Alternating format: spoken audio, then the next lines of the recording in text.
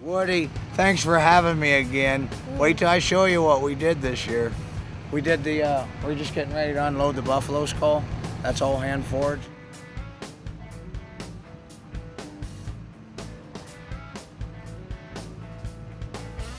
So the skull, when we get it off the truck, you'll get to see that there are initials in it. And what we're doing is people are paying 10 bucks each, and they get their initials carved into the buffalo, and then they receive a patch in return that says "Left my mark."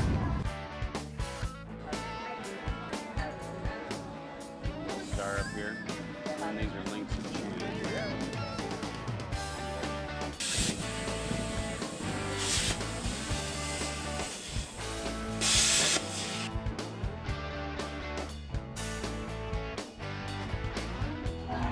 It says "Left my mark" at the Buffalo Chip, 69th annual, 28th annual for Buffalo Chip. You come here at the Bare Bones booth for $10. You can get a patch. You can put your initials in the buffalo that will be lasered in.